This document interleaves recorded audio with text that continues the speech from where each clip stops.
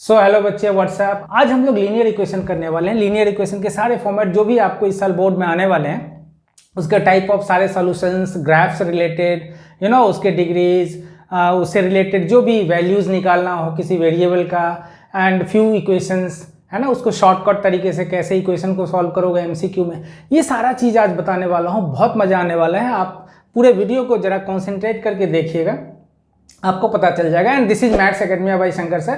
अगर आपने अभी तक सब्सक्राइब नहीं किया तो प्लीज़ सब्सक्राइब कर लो, एंड लाइक शेयर बटन भी आप दबा देना और कमेंट भी कर लेना, एंड साथ में बेल बटन भी प्रेस कर लेना, सो दैट कि जब भी मैं वीडियो अपलोड करूं तो आपको ये नोटिफिकेशन ऑटोमेटिकली पहुंच जाएगा। ठीक है, हम लोग स्टार्ट करते हैं पहला क्वेश्चन से। Now the first question is a pair of linear equation is consistent then lines are. मतलब अगर लीनियर इक्वेशन कंसिस्टेंट है तो लाइंस क्या होगा। आपको डेफिनेशन मालूम है, आपको मैं पहले बता दूं, पहले ये कंफ्यूज कर रहे हो तो आप वीडियो पॉज करके खुद सोचो। आपको मैं आंसर बता देता हूं कि कंसिस्टेंट अगर होगा और इनकंसिस्टेंट होगा तो उसको याद कैसे रखोगे। तो इनकंसिस्टेंट का मतलब नॉट कंसिस्टेंट। तो नो सोल्यूशन वाला जो होता है, जो नॉट सोल्यूशन, नो सोल्यूशन वाला जो होता है वो नॉट कंसिस्टेंट होता है, ऐसे याद रखना। एंड कंसिस्टेंट मतलब जिसमें सोल्यूशन निकलता हो। निकलता का मतलब एग्जैक्टली निकलता नहीं है, बट कि नॉट सोल्यूशन, जिसमें कि यूनिक सोल्यूशन हो और इनफाइनाइट सोल्यूशन हो, जिसमें सोल्यूशन दिखता है। ठीक है, हालांकि इनफाइनाइट वाला भी आप निकाल नहीं सकते, बट एटलीस्ट उसको बोलते तो हैं कि हाँ इनफाइनाइट सोल्यूशन है, नो तो नहीं बोलते। और ऐसे ही यूनिक में तो क्लियरली है कि यूनिक सोल्यूशन है, मतलब वन सोल्यूशन आएगा, और नो सोल्यूशन में नॉट सोल्यूशन, नो सोल्यूशन मतलब नॉट कंसिस्टेंट, ऐसे याद रखना। सो यहाँ पे क्या हो जाएगा, अगर कोई कंसिस्टेंट है मतलब वो कोइंसिडेंट भी होगा, इनफाइनाइट भी होगा और इंटरसेक्टिंग भी होगा, यूनिक भी होगा। इसलिए हमारा आंसर क्या होगा 4।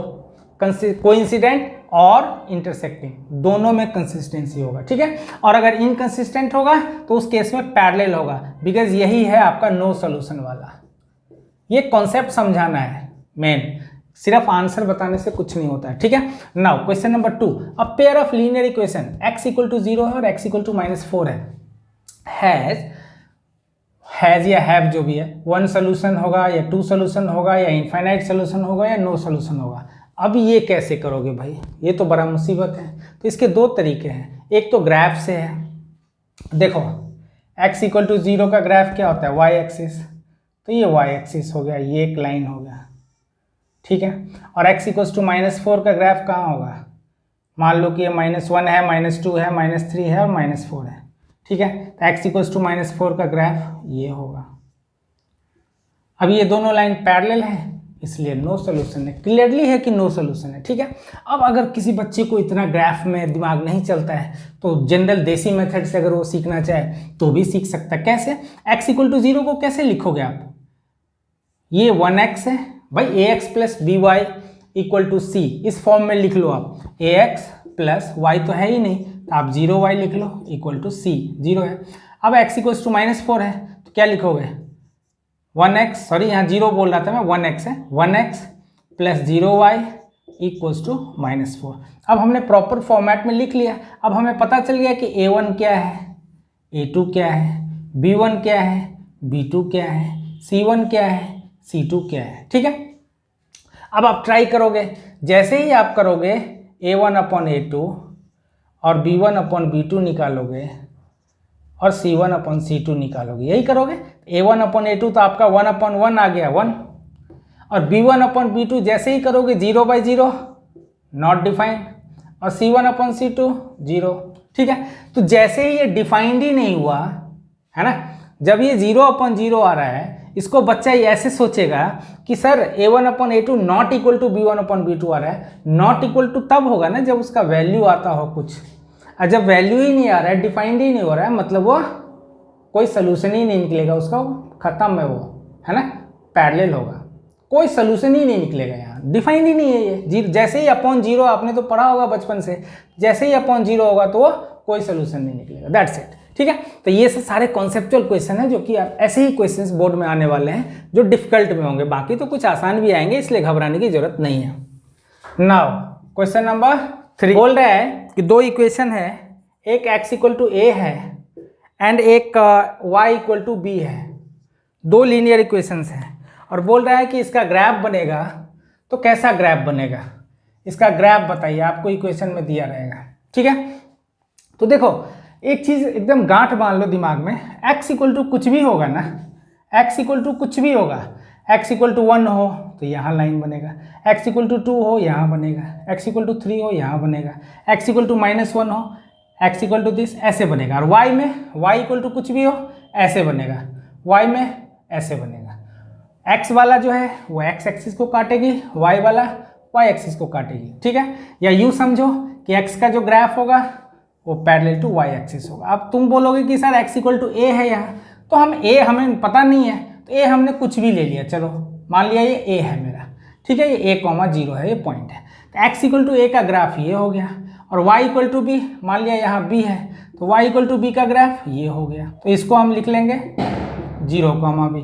ठीक है, अब ये पॉइंट और ये पॉइंट कहाँ पे जाके मीट करेगा, ग्राफ में आपको पूछेगा कि वो पॉइंट बताइए जहाँ इंटरसेक्ट कर रहे हैं, तो कैसे बताओगे, तो देखो ये वाला पॉइंट हो गया A, ये वाला पॉइंट हो गया B, तो हमारा ग्राफ का जो पॉइंट है इंटरसेक्टिंग पॉइंट, उसका कोऑर्डिनेट क्या हो गया AB। बहुत ही तगड़ा क्वेश्चन है ये, बहुत प्यारा क्वेश्चन है। बच्चे जो जिसको अगर फुल्ली कॉन्सेप्ट क्लियर नहीं होगा वो ये नहीं कर पाएगा, फंस जाएगा, क्योंकि ज़्यादातर तो आप लॉन्ग आंसर करते हो, वो रटा हुआ पैटर्न होता है तो उसमें तो आप कर लेते हो, बट ये MCQ इसीलिए खतरनाक होता है। ठीक है, अब क्वेश्चन नंबर 4 में है, दो लीनियर इक्वेशंस दिए रहेंगे और आपको बताएंगे कि इसका ग्राफ जो होगा, ये दोनों लाइन जो होगा, क्या बताओ कि ये इंटरसेक्टिंग लाइन है या पैरेलल लाइन है या कोइंसिडेंट लाइन है। कैसे करोगे, A1/A2 कर लो, B1/B2 कर लो, C1/C2 कर लो, वहाँ से पता चल जाएगा। A1/A2 क्या है, MCQ में कैसे निकालोगे फटाफट, A1/A2 6/2 3 हो गया, B1/B2 क्या है -3/-1 दैट इज ऑल्सो 3, ये क्या है 10/9। तो जब A1/A2 इक्वल टू B1/B2 होता है, नॉट इक्वल टू C1/C2 होता है, तो क्या होता है, नो सोल्यूशन। खत्म हो गया ना, नो सोल्यूशन आंसर है, रोने की कोई जरूरत नहीं है। 4th हो गया खत्म। अब हम लोग आते हैं 5th पे। तो आपको दो इक्वेशंस दिए रहेंगे, बोलेंगे कि find the value of k where these two lines have unique solution. तो ऐसे केसेस में क्या करोगे, A1/A2 not equal to B1/B2। ठीक है, अब ऐसे में आंसर क्या आएगा। अब ऐसे क्वेश्चन के ऑप्शंस जो है इक्वल टू में अगर है, k इक्वल टू -6 है तो आप आंसर मत लिखना, k नॉट इक्वल टू -6 है, मतलब k का आंसर -6 के अलावा और कुछ भी हो सकता है, होना गारंटी नहीं है, हो सकता है k इक्वल टू 2 ना हो, 3 ना हो, लेकिन कुछ भी हो सकता है, मे बी पॉसिबल है। तो यहाँ पे इसका मतलब हुआ कि k can have any value rather than -6, मतलब -6 नहीं होगा, इस बात की गारंटी है। अब यहाँ पे क्वेश्चन नंबर 6 में फाइंड k है, k का वैल्यू निकालना है, और बोल दिया है कि these two linear equations are coincident lines. Coincident lines का मतलब infinite many solution. Infinite many solutions का formula A1/A2 equal to B1/B2 equal to C1/C2। Formula लिखने की कोई जरूरत नहीं है, आप MCQ अगर कर रहे हो तो। ठीक है, तो डायरेक्टली करो, 3/6 क्या हो गया, equals to -1/-k equals to, अब यहाँ पे फंस जाओगे, बच्चा जोश में 8 ले लेगा इधर और -16 ले लेगा इधर, हो गया उसका सत्यानाश हो गया। क्यों, क्योंकि अगर आपको लेफ्ट साइड में लेना है तो इसको भी लेफ्ट में ले आओ, फिर आप C1/C2 लिखो, या आप इसको राइट में ले जाओ, फिर आप दोनों को राइट वाले को लो। अगर इक्वल टू के उस साइड लेना है तो दोनों को एक जैसा फॉर्मेट में लिखो। कहने का मतलब ये है कि ax + by + c है, तो इसी फॉर्मेट में इसको भी लिख लो, ax + by + c, है ना, इसको इधर ले आओ, इक्वल टू 0 कर लो, या इस फॉर्मेट में इसको लिखना है तो ax + by इक्वल टू -8 ले जाओ, है ना। तो दोनों एक पैटर्न पे होना चाहिए, तब आप C1/C2 लोगे। ऐसा नहीं होगा कि इसको 8 ले लूँगा और इसको -16 ले लूँगा, ये रॉन्ग हो जाएगा। तो अगर मैं इसको उधर ले जाऊँ तो क्या हो जाएगा, -8। अब आप अपना निकाल लो, ये हो गया 1/2, ये भी हो गया 1/2, ये कट हो गया, तो 1/k इक्वल टू 1/2, तो k हो गया 2। इधर से भी निकालोगे, सेम ही आंसर। ठीक है, अब देखो स्टार क्वेश्चन है, question number 7, area of the triangle formed by these 3 lines.